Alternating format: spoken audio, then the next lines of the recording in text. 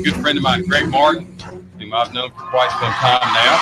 And I'll bring him on board here in just a minute. But I just wanted to mention to everybody that we appreciate y'all being here. Thomas and I were not here last week. We were up in the great city of Detroit, Michigan for about a 3-day real estate conference. You'll be seeing a lot of changes to iBuyChattanoogaHouses.com. So I would encourage each and every one of you to go check out our website, and that is iBuyChattanoogaHouses.com. You can see a lot of projects that we have currently that we're working on.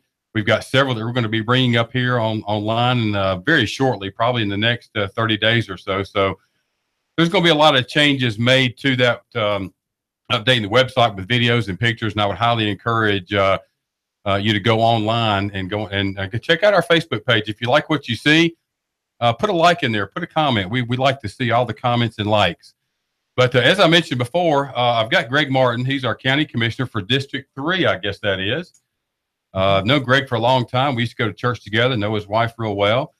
And Greg, I'm just kind of curious if you would tell us how you got to, I think when we first met, you were doing cemetery plots. Yeah. And how did you get from cemetery plots to county commissioner? Tell us what happened, how that got to well, I tell you, that's an interesting journey, Wally. I was in the death care industry, managed a bunch of cemeteries for 20 years. And, then I became a realtor here. So I always tell people I've gone from selling inches to acres, from below ground to above ground. And that was a great business and enjoyed doing that, and had some properties here in Chattanooga and all over. We had them in Memphis and Jackson, Tennessee, and Huntsville and Tupelo and Knoxville and Rome and Florence, Alabama. So, we had a lot of those that I was managing and had a big sales force and team of people that help folks. But, the way I got into politics was really a back door. I mean, in the sense that I had no plans, no dreams. The way that happened really for me was years ago when I was in Mississippi. We had a little town down there that I lived in called Long Beach that had a very dysfunctional government. To be honest with you, it was one of those things that was more fun on Tuesday nights to go watch the alderman at City Hall than anything that was on TV. It was one of those kind of little towns. You know what I'm saying? You made mention about dysfunctional government. I mean, that could be said anywhere you go, whether it's local or federal. Well, this little town, I mean, it was really, they'd pack the place out on a Tuesday night. It just the mayor hated the alderman hated each other, and the mayor. So anyway, they had an opening on the school board, and one day I'm painting the house, and my wife comes out and says, "Greg, Alderman Barnett Radcliffe's on the phone. He wants to talk to you." So I came down off the ladder. I said, "Barnett, what can I do for you?" He said, "Well, we've got an opening on the school board, and you know how everybody hates everybody down here." I said, "Yeah." He said, "Well, we hate you the least." And that was a good thing. That was a good thing. He said, "That's right." He said, "Would you be willing to serve on the school board?" So I didn't even apply for it. Didn't even pay attention to an opening. And I told him I'd call him back. I called him back that afternoon and said, "Yeah, I'll take that appointment if you can't find nobody else." And that's how I really first got involved in any type of public service. Right. And then when we moved up here, Mr. Fairchild, who was my middle school principal here in Hickson, a lot of people, know Mr. Fairchild. When he retired, I had several friends say, "You ought to put your name in on that to apply for that position." I'd had the experience, the education, and the business background running those businesses. Right. And my brother and others told me, they said, "No, you're not going to get that appointment. What are you doing? You're just wasting your time." I thought, well, I'll see. And lo and behold, I did get appointed. And then I came around in Hamilton County. You had to be elected, and I was elected in 2014. I was elected.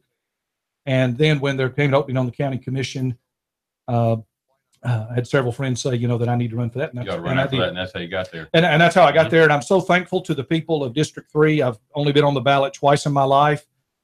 Both of them right here where I grew up in Hickson. And both times, I won with a good majority. And I'm just really appreciative for the people of this community that know me. And the conference. You're a good salesperson.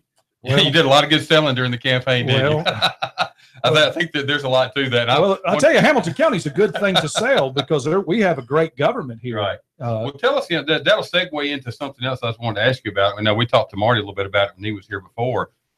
Tell us a little bit about the difference between city and county government, number one, and then you mentioned something before about the history of Hamilton County. kind of blend those two together, because I mean, I was born and raised here, but do I know how Hamilton County got started? I have no clue. Why don't you fill us in on that a little bit? Sure. We're getting ready to come up on our 200th anniversary as a county. The county was founded in October of 1819. Oh, wow. Yeah, goes back there. And when the Indians, the Cherokees ceded so much land, basically with the Hiawassee Treaty of 1817, they opened it up for people to come down here and settle. And an interesting thing, I believe that my great-great-great-great-great-great-great-grandfather, I don't know how far back it goes, he was a sheriff named Gamble. And he was the first sheriff, the first one of the 3 commissioners that founded the county. And that's interesting. Yeah, and my family tells me that is our relative. Your relative. So I mean, I don't know. I've never done a DNA test, but I know our family goes back a long. Your family's not going to lie to you. No, not my mama anyway.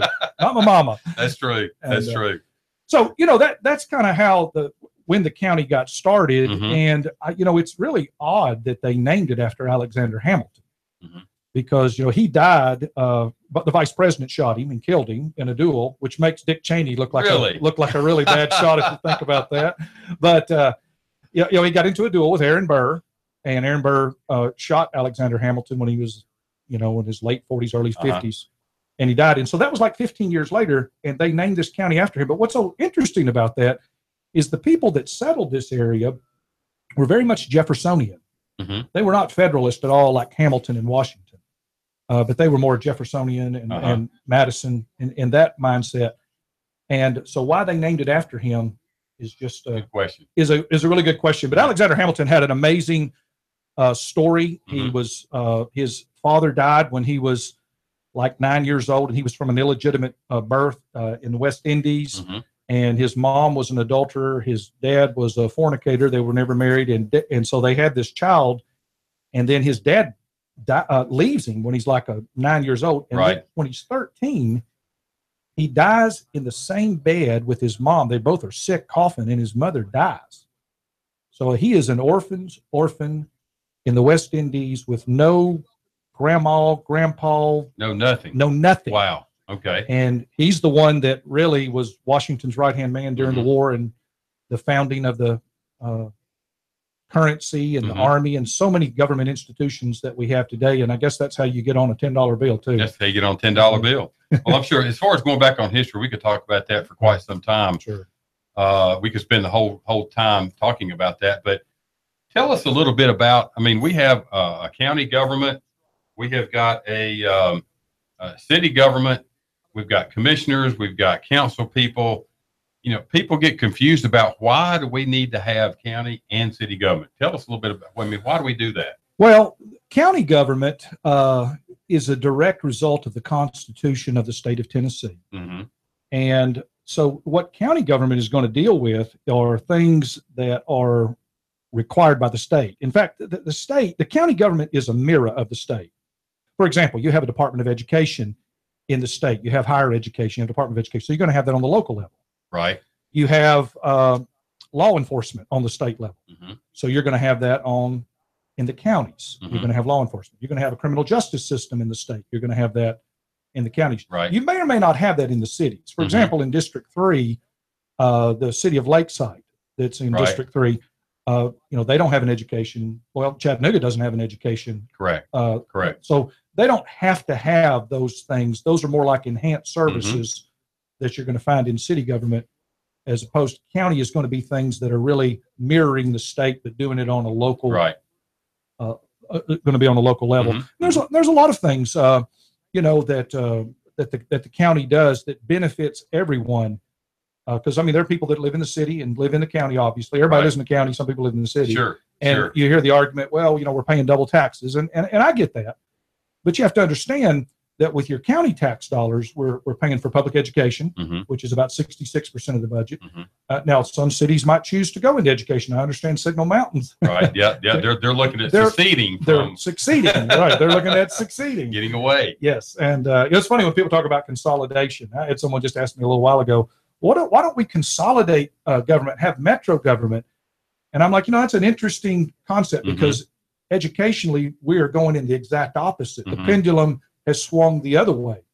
The state is coming in and saying, give us the 5 underperforming schools. I think we talked about that yesterday, I believe, talking about, or somebody about the underperforming schools, that they can just come take those away. Right. That the state can do that. And then we know that they're going to do a lot better job. Well, I don't know about that, but it's interesting when you think about education, we're going in the exact opposite of what would be considered metro. And you know what? The city of East Ridge, they have a right if they want to start a school. The city of Chattanooga, they got out of the school business 20-something years ago. If they want to get back in the school business, they have a right to do that. You know, there's ways that you can do that, like Signal Mountain. Well, there ought to be a way to bring that all together. I mean, because you talk about education, and that's a big deal. I mean, I don't have, I've got grandchildren that are in school. One of my granddaughter's homeschooled. She's doing a great job. I've got 2 boys, 2 grandsons that are down at Battle Academy, I believe it is, and they're doing real good there. And we've been out of that for such a long time. And going back as far as city and county taxes, got a good friend of mine. I've argued back and forth many times. He lives in the city. I've always lived in the county. And he said, well, you should be able to participate in city activities because you don't pay city tax. I said, well, when I go downtown, I buy things, I pay city taxes. Well, we were one of the fortunate ones about 3 years ago to get annexed. And I'm thinking, okay, I didn't have a decision on that, which we didn't. I think that's changed now. But it was interesting because I started paying almost the same as I was paying in the county, and the service that I got was garbage service. So, and there's several other things that come along with that, but there's a lot of folks that you might get a bike lane. You might get you a bike lane. A bike? Oh, we need that. We need that in Dixon. I think we need it because I'm going to use that bike lane. Probably not, but some people may. Right. But let's go back to education for a little bit because it's a good subject. It's a sore subject. As you mentioned earlier, the state's looking at taking some of the underperforming schools, which we know that, well, I'm not going to say we know they'll do a better job because they probably won't. But it is what it is. That's the law. I've always kind of had the attitude, even though I don't have kids in school, that, do people want their property taxes raised? Absolutely not. Because when you raise your taxes, a lot of that money goes for stuff that really doesn't matter. It's just they need more money to do whatever they need to do. And I know one of the conversations I've had with a lot of folks is, I wouldn't mind if the county raised my taxes a little bit if I knew that 100% of all that money was going to go towards schools, towards teachers. I think it's ridiculous that teachers have to go buy material and stuff for their own for the school. I mean, that should not happen. When you're on the school board, plus with the county commission, what has been the talk, or what's the talk now about taxes, school? How can we make the schools better? That type of thing. Expand on that a little bit for us. Yeah, sure. Well, I'm married to a teacher, first of all, and so I get the whole. It's August coming up on us. Sure. Let's go to the store and buy some stuff for classes, and teachers have. And let me interject. By the way, you did marry up. Yes, thank you. You are a good salesperson. Sheila's a fantastic lady. You definitely married up. Absolutely. In fact, she is working today with working in the public education department, doing some preparation things. And so fantastic. Yeah, getting ready for teachers and students and all that. They'll be starting school here before we know it, just a few weeks. Right. But it's one of those things when it comes to money. It's kind of like when my wife and I go to the mall or something, we can never have enough. I mean, we could always spend more. Sure. And so I get that aspect of it, that, and that's a conversation, but I think it's more than money. Because, for example, I think there's a lot of things that the school system can do that will bring about greater efficiencies in the school system. I'll give you an example. We have schools right now that are at 50% capacity. We have one school in particular that graduates less than 40 people from high school and is at less than around 50% capacity. So you got a high school graduating less than 40, and yet we have elementary schools like Middle Valley Elementary that will have 120 people in the second grade, 120 people in the third grade. We need to have the school board needs to have a serious conversation about consolidating some of our high schools, some of our middle schools, and making them more efficient. I think that's a tough conversation. I've always said that the hardest thing the school board will ever do is rezone and close schools. and consolidate would probably be a better answer. And the hardest thing the county commissioner will ever do is raise taxes.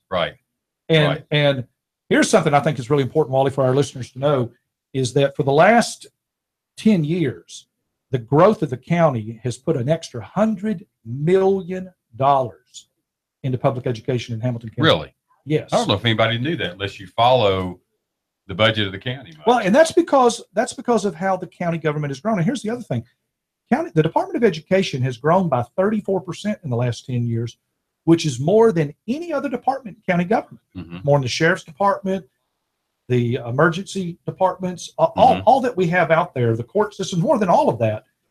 It's grown at 34%, $100 million. In fact, Hamilton County, as a school system, there are only 20 systems across the state of Tennessee that provide more money from local tax dollars than from the state of Tennessee. Only 20 out of about 140, 95 counties, about 140 something systems. And there are only 20 that provide more money locally than the state. You know what Hamilton County ranks? Number 4 in local dollars as far as percentage wise. You've got Sevier County that is number 1. They provide 70% of local money, 30% of state money. You've got Davidson, which provides 68 to 32 state money.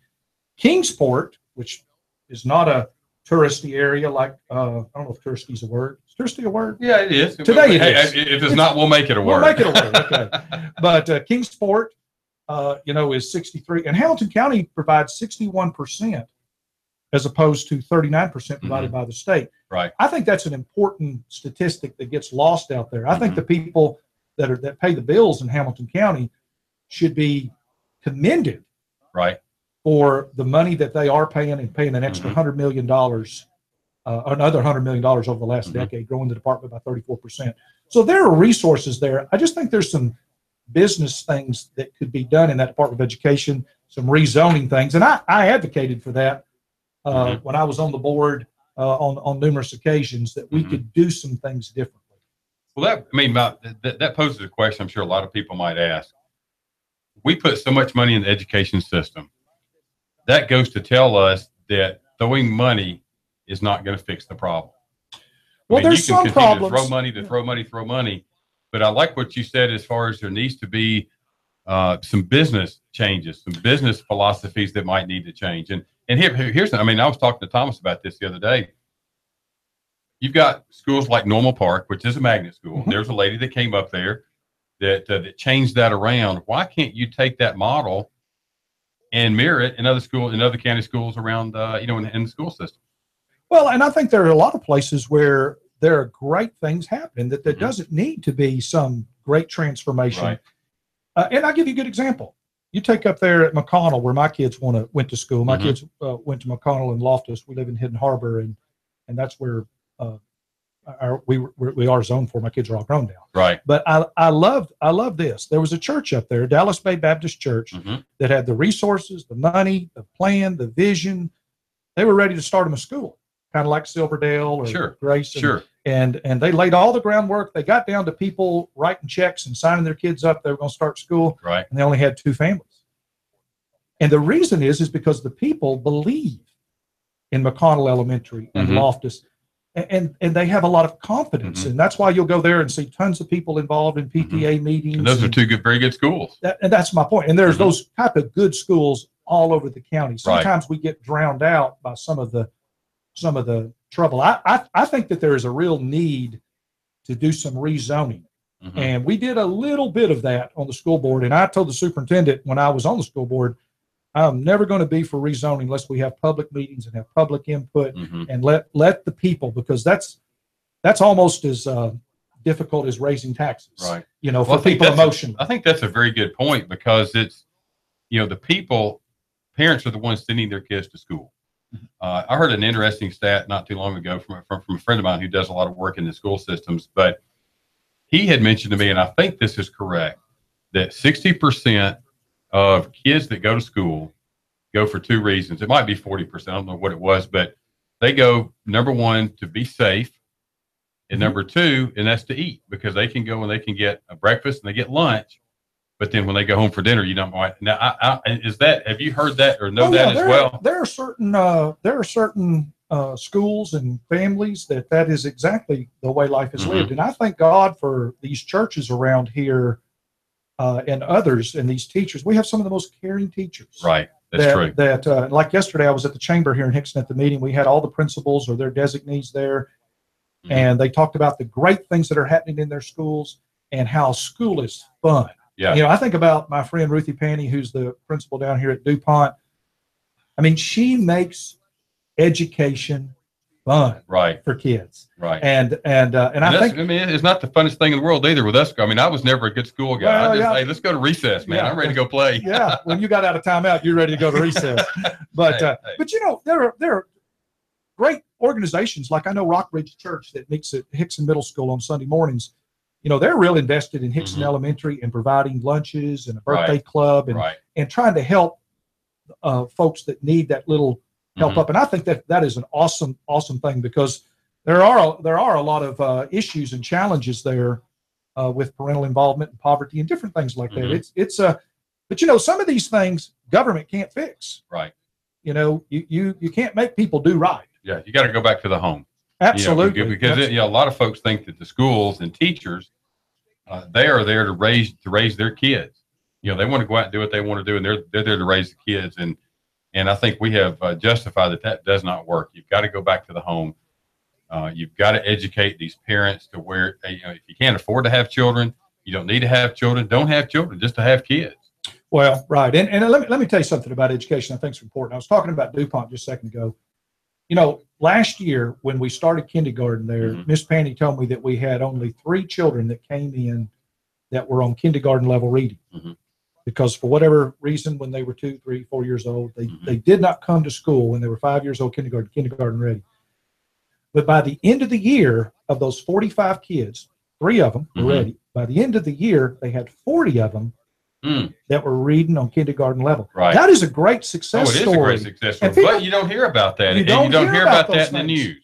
And that's why we need to get behind our teachers and our administrators, and we need to support them. And there's so many ways that can be. You know, you're talking about the family and talking a little bit about history. I think that one of the things that's really important is the story of Sequoyah. He was an Indian, a Cherokee, who developed a language, and he was ridiculed by his fellow Cherokees. Right. And then what happened with him, he developed this language, and within just a matter of months, over tons of Cherokees could read. They say more Cherokees were literate than a lot of the settlers that came in. And they didn't have schools and administrators and budgets and all that. Settlers probably didn't like that. Well, they didn't. That's one of the reasons they got rid of them. But what they did is they believed in the value. They said, we've got to have our own talking leaders. We cannot let these settlers just kill us in economy and farming and everything else. And it became a cultural thing where moms and dads and brothers and sisters were reading to their friends and loved ones in the field. I think that's the type of revival that we need. Well, guys, we're here to break. Again, I'm Wally Reese. I'm here with a good friend of mine and County Commissioner Greg Martin. We'll be back after the break. Check us out at ibuychattanooga.com. And don't forget, my partner, Thomas DeMoss, Keller Williams Realty. If you're looking to sell a house, need to sell it fast, go to our website, fill out our form, or give us a call. We'd be more than happy to chat with you. And we will talk to you after the break.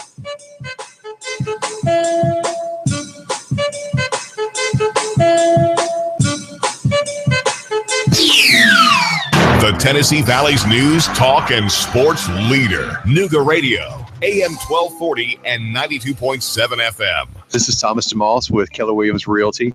I'm a realtor in Chattanooga. We list and sell homes, work with buyers, work with home sellers. I have been involved in real estate for over 10 years. My background is as a real estate investor. That is what I bring to the table, is that real estate investor mindset. My job is to help you sell your house for the most money, employing the best marketing strategy and walking you through what can be a rather stressful process. So we are encouraging people who are on the fence or even thought about selling their house to give us a call. There's no no obligation. We're just here to kind of have a conversation, let people know what the process is like, what the market is like, what values they can expect to receive. We work with buyers as well. I also have a buyer's agent that works exclusively with my buyers because we want to give our clients as much attention as we can. My cell phone number is 423-364-0028. Our website is northriverpropertygroup.com. That's northriverpropertygroup.com. We'd love for you guys to call us.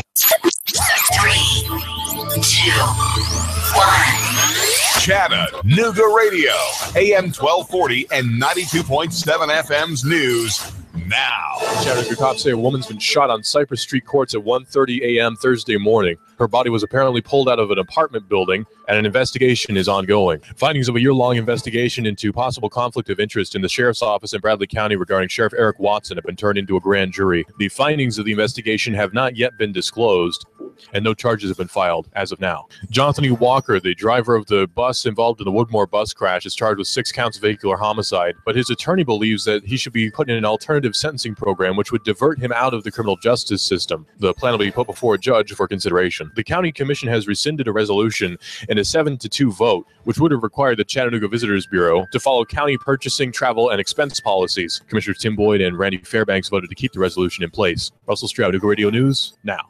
In-depth traffic, news, and information. Mornings on Nooga Radio. The Tennessee Valley's news, talk, and sports leader. Nooga Radio, AM 1240 and 92.7 FM.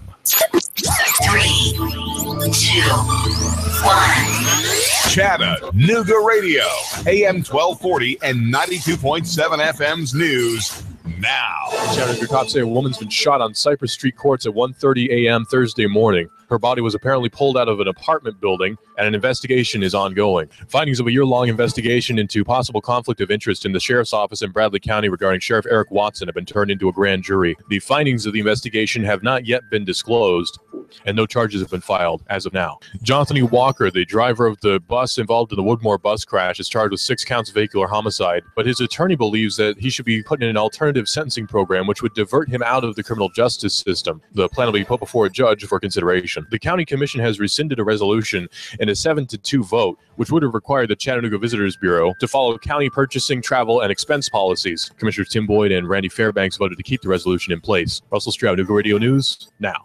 In-depth traffic, news, and information. Mornings on Nooga Radio, AM 1240 and 92.7 FM. Expect hot and humid weather out there through your afternoon. A spotty shower or two may develop and move in from the north, highs into the lower 90s tonight, becoming fair, very muggy, low 72 to 75. Very hot, humid Friday, near 95, back into the lower 90s on Saturday.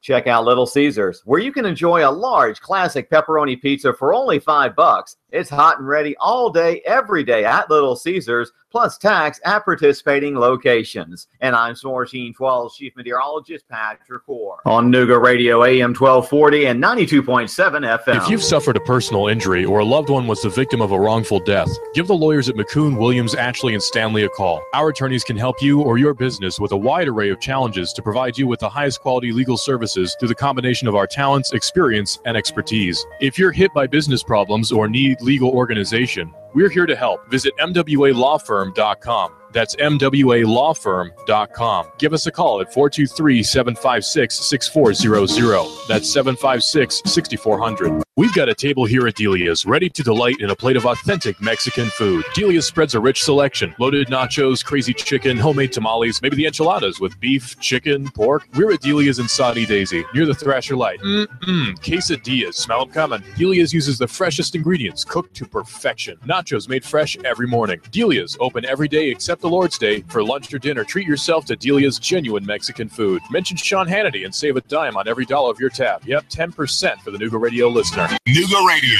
AM 1240, 90.7 FM.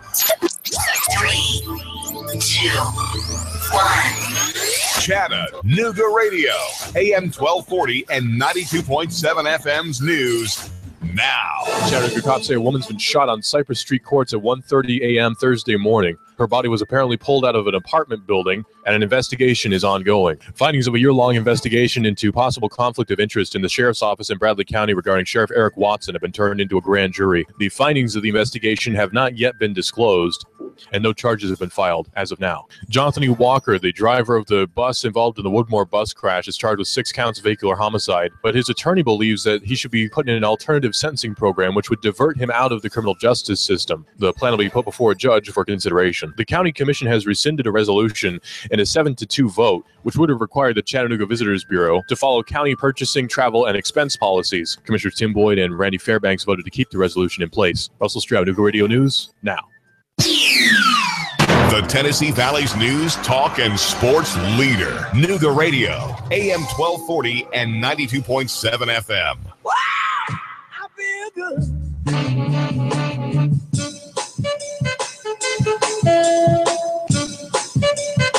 All right, good afternoon. This is Wally Reese and Greg Martin back with little James Brown. I feel good. I think Greg was even doing a little bit of dancing there before we kind of came on board. But hey, wait, we have been known to do a little bit of that, haven't we? We have been known to watch a little bit dancing more than doing a little dancing. Now, did you go up and sing any? We did some little karaoke last week. Did you? You got up and sang a little bit, didn't you? A little bit. A little bit. That's all we could stand was a little bit. Just a little bit. That's right. But again, I'm Wally Reese with Reality Real Estate, and we're here with Commissioner Greg Martin, an old friend of mine. We've known each other for quite some time. And our website is not Greg and mine, but Thomas DeMoss, my partner, who is not with us today, he is a realtor with Keller Williams Realty. We have a website called IBuyChattanoogaHouses.com. And Thomas and I, we buy houses, ugly houses all around Chattanooga, and we make them look pretty. We check our website out. We've got a lot of before and after pictures there. I think you'll be quite impressed with what you see. And if you live in that neighborhood that you've got a vacant house that's been vacant for years, or you might have one that you've inherited that you don't know what to do with, it's in disrepair, go to our website, fill out our little form, or give us a call. We'd be more than happy to come by and take a look at that property for you.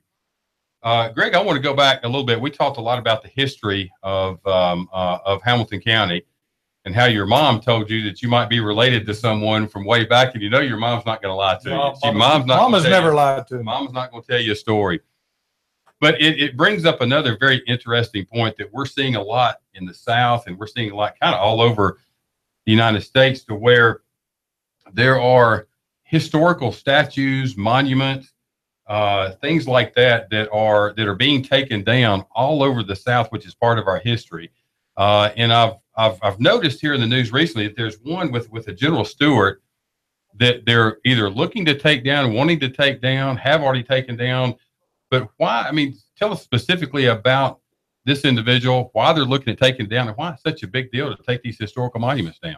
Well, they have suggested taking General Stewart down off the courthouse. He's right. The general when you walk up the courthouse there in what used to be the front entrance. Right. That is out there, and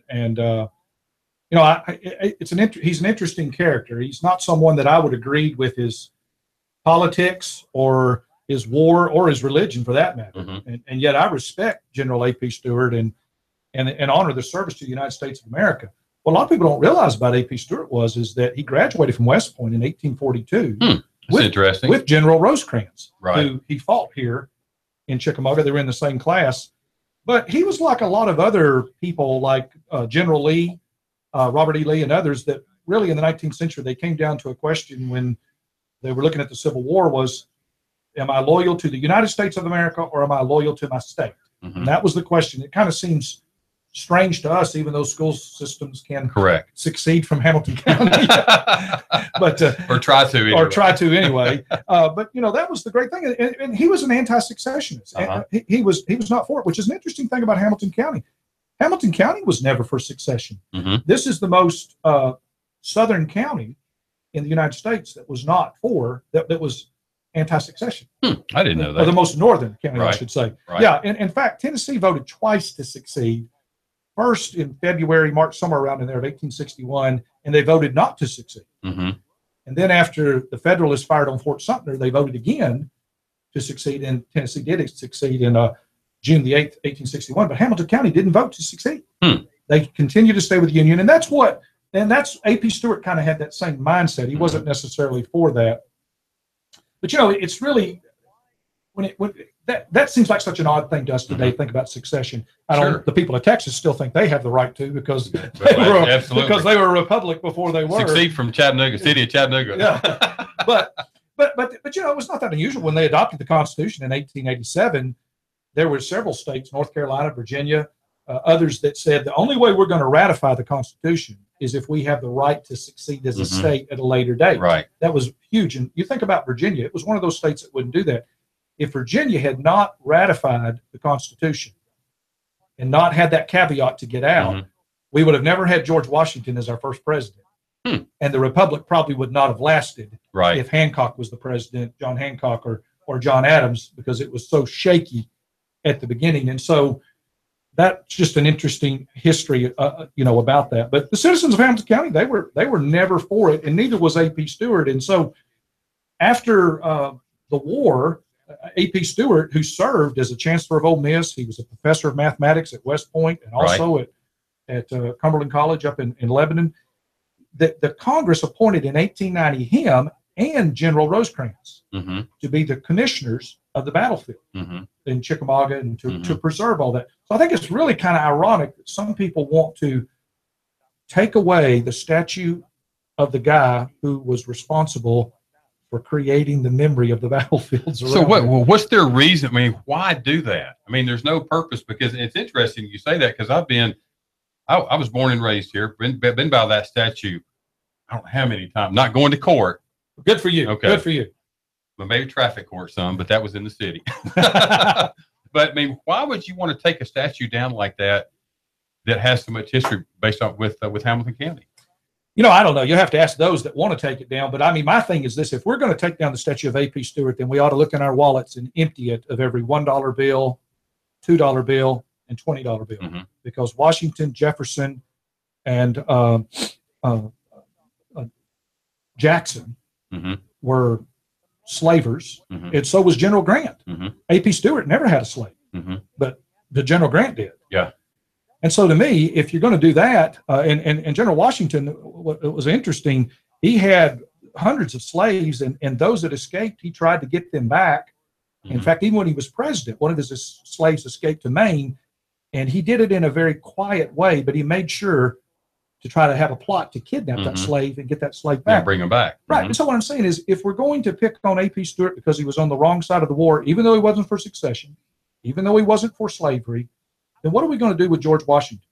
Are we going to change the name to something other than Washington, D.C.? Are we going to do away with that? And Andrew Jackson, my goodness, he did more to the guy on the other side of the courthouse, John Ross, and the Cherokees than A.P. Stewart ever thought about doing. People don't think about that, though. They don't go back to the history and understand.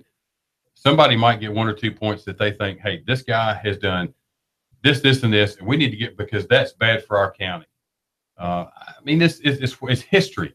It has how this great country has progressed over the past 200 and some odd years that the country's been around. Or why take something with history, whether you like it or not, and get rid of it? Because I mean, when you really look back at the Constitution was based off of God-fearing men that didn't use Scripture, but they went back and they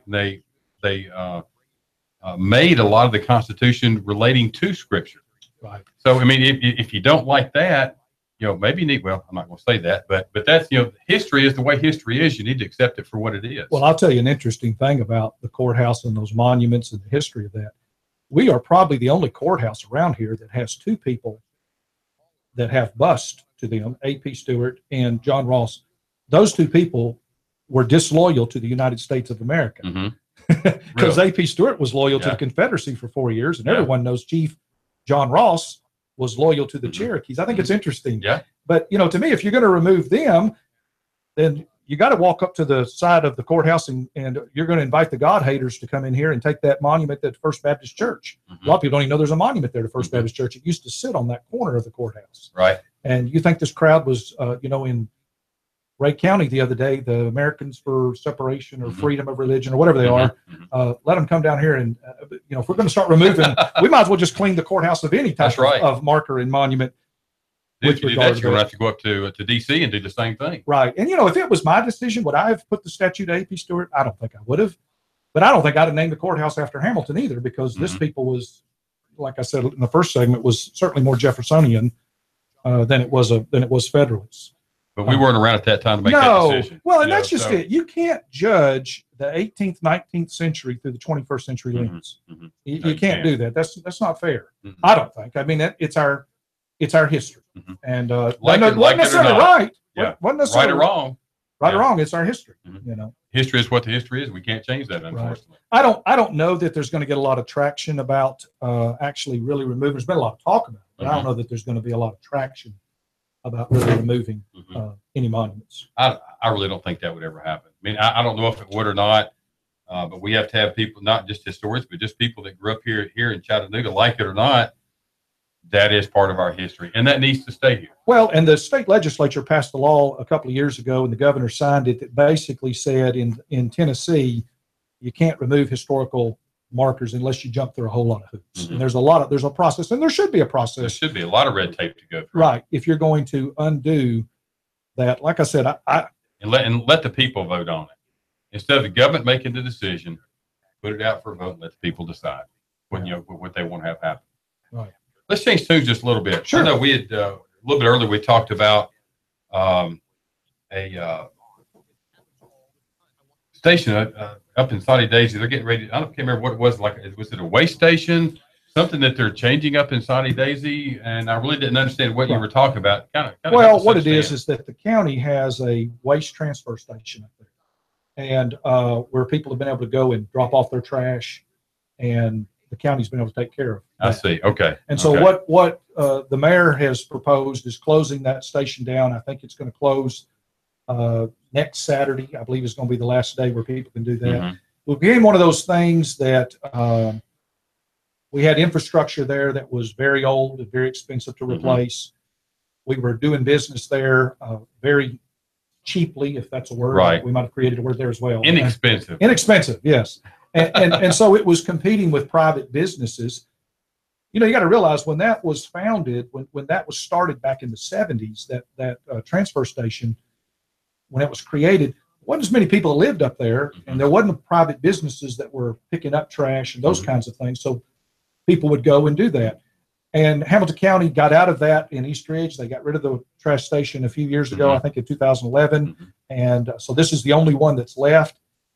And because the county's grown so much and there's private businesses, the mayor and his staff is making a change there. And I think that it's one of those things that's going to be a while for people to adjust to. But, you know, it's like any government program, Wally. It's hard to end a government program. Sure. It doesn't matter if it's Social Security, Medicare, Medicaid, health care, whatever the program is. Right. People have a hard time with something that they have a service, and then for whatever reason it being tweaked or being eliminated. I think it was Ronald Reagan that said the closest thing you'll get to eternal life is a government program. Well, I think as a whole, people don't like change. They don't like change. We've always done it this way. It's just like changing the color of the pews in the church or the colors of the songbooks. It's always been green, and we don't need to change. It's always been that way. They don't like change. People don't like change for the most part. Right. And the thing that people ought to be, I think that I'm looking for is how can we make government more efficient? How can we make government be more responsive to what the needs and to do things better? Just like some of those things I was talking about in the school system with consolidation and rezoning. Some of those things need to be looked at to make it more efficient. And then I think that you're going to find some people that'll be willing to get behind additional revenue. Right. But those are things that got to be done. And I'm constantly looking, okay, how can we make things more efficient? I think that's what this is about with the closing of this waste station that is up there. Being efficient. I mean, it's hard for, there's a lot of people, local, state, and federal, that are trying to make the business of government run more economic. You know, to where tax dollars are being spent better. We're not going to get into a long discussion on that, which we could probably rest the afternoon. Sure. But I think just running government more efficiently, like Thomas and I try to run our business more efficiently, you try to run your business more efficiently. How can we do that? And it is going to require change. And nobody likes change. Nobody likes change. No, change is a difficult thing to accept. But you know, the thing about it is, when it comes to government, you're always going to have critics. People are always going to say you're spending too much money here, you're not spending enough here, or you need to do this. And that's the great thing about this beautiful democracy that we have, is that we can disagree and do that peacefully. Right. Hopefully we can do that with a civil conversation. Sure. But you got to work together with people, and that's really important. And in fact, I think one thing that's important to shout out right now is I know that over here in North Point Boulevard, the city is paving. Absolutely. I've realized that, and that's good. Yeah, that they're starting that. I think they're having a press release and all that today, and that's a good thing for the folks at Hickson. That's the city working. Yeah. But and those things cost money, and I think people want, that's the balance. How much government do you have? Well, government costs money. So what type of services do you want? How much do you want to pay? And I like the way that I heard a colleague of mine say one time, I think it was really good, that Tennesseans like driving that Ford pickup truck. We're not for going in debt and buying a brand new Lexus. Right. We want to have a government that's more like a 3 or 4 year old pickup truck that gets the job done instead of something extravagant. And that's one of the reasons in the state of Tennessee we don't have we don't have the debt that other states do. You read the paper about Illinois and some of these other places, and that's true with the county. Hamilton County government, has a AAA bond rating with the 3 major rating services. In fact, we have in the state of Tennessee has a great bond rating, and Hamilton County down in this area is at an all-time low numbers for unemployment. That's because of good government that's been at work, and because entrepreneurs have invested here, and because we've created a business climate here where people want to come in and invest. And because of that growth, like I was saying a little earlier, we've been able to add $100 million in additional revenue over the past 10 years. And that's fantastic. How many other counties could say that? How many other counties could say that? I don't know. I want to hit something real quick. One of our people on Facebook Live, we were talking about the statues being done, and they just made a comment, would not burial grounds be just as sacred? If you, like over Boxing Bend in certain places that we have, they're not allowing people to go in and dig those up. It's a pretty good point. We need to expand on that, but I just want to bring that up, that, would that not be the same thing as probably not the same thing, but it is a monument, just like the statues that you're looking to take it away. Well, yeah, I having worked in the cemetery business for 20 years, I certainly have a respect for whether they were buried in our modern way or they were buried in an ancient way thousands of years ago. I think you have to be careful about those types of things. I don't think you want to disturb no, you don't. Those things. And sometimes people don't know. We all the time reading about developers that, they they plan on building a mall somewhere, and they get to digging around and find that. And they can't do it. Yeah, because they found that there's the burial ground there. Right. Absolutely. Right. Absolutely. But, I think it's just a quick point. You mentioned about real estate.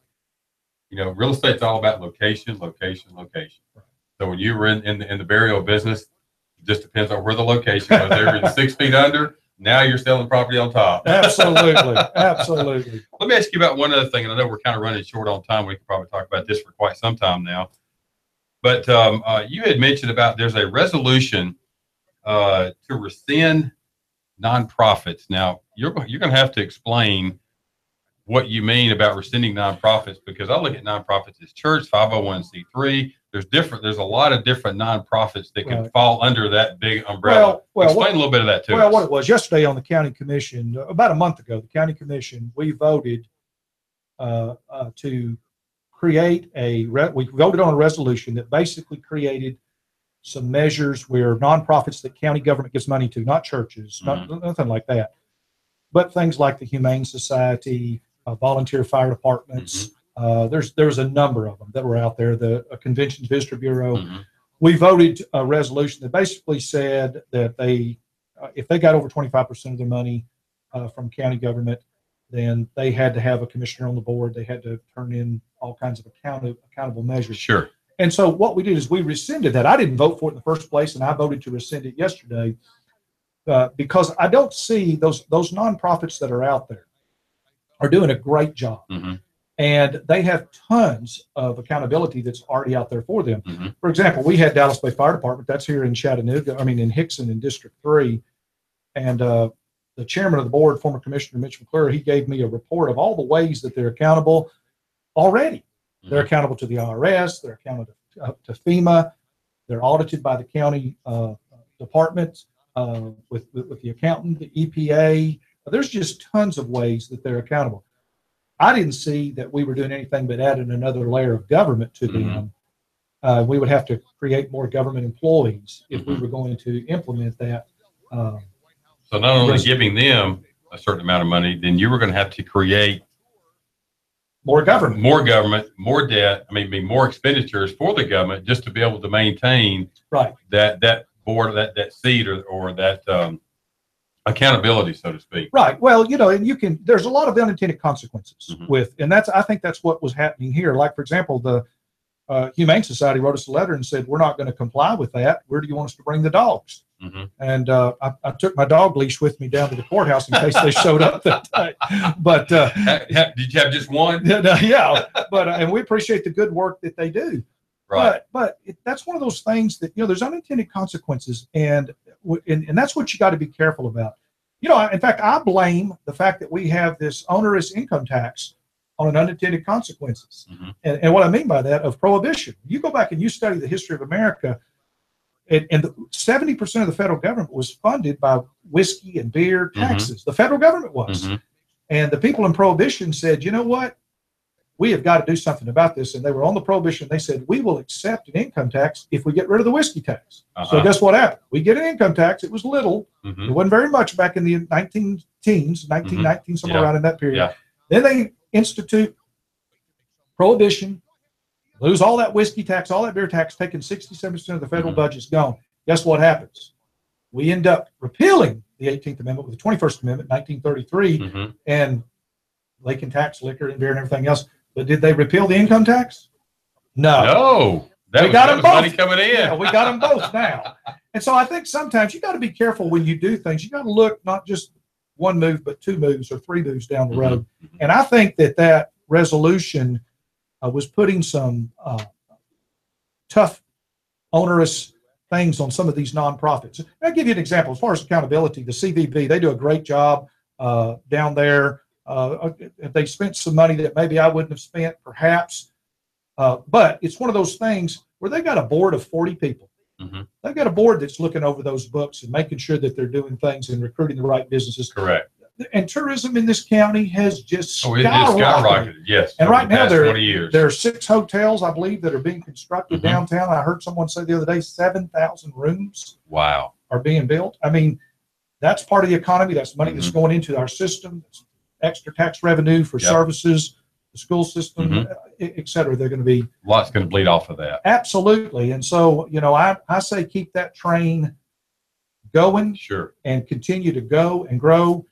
And I don't know that you can, compare some of those, I think the good work the CVB does. I think some of the things that they have that make it a little different than like Knoxville. Sometimes they get compared to Knoxville or Huntsville. Well, they're not spending as much money as Chattanooga is or but Knoxville's got UT. That's true. I'm going to Knoxville, whether they have a convention visitor. That's right. And I will be there. Got a big draw to root on the Vols. Absolutely. And then, Huntsville, they've got the Redstone Arsenal down there and all that federal money. So, I think you got to be careful about when you are comparing, those types of things. Sure. Well, no, we're coming close to being done with the show. But Greg, I know with you being a county commissioner, what can, in just a few short words, which I know is difficult. Yes. But just in just a couple of words, how can we, as citizens of Hamilton County, help you as far as being a commissioner and the commissioners? Most important thing is communicate with me. My phone number is 596-7338, 596-7338. My email, you can email me at countycommissionergregmartin@gmail, countycommissionergregmartin@gmail. I want to hear from folks, be responsive to them. I always say this about folks in politics. I want them to agree with me about 70% of the time or greater, and I want them 100% of the time tell me the truth and get back in touch with me. Whether you like it or not, tell me the truth. Tell me the truth. Be honest. Be honest and get back in touch with me, and I'm going to vote for you. That's true. If you're with me 75 or greater. That's true. Well, Greg, I appreciate you coming on board again. County Commissioner Greg Martin, old friend of mine. This is Wally Reese with Reality Real Estate. Check us out at ibuychattanoogahouses.com. Again, ibuychattanoogahouses.com. We're also on Facebook under the same name. And also, if you have a house to sell, feel free to call Thomas DeMoss. He's with Keller Williams Realty. You can find him online. Again, thank you very much. Greg, thank you very much for being with us today. Appreciate it.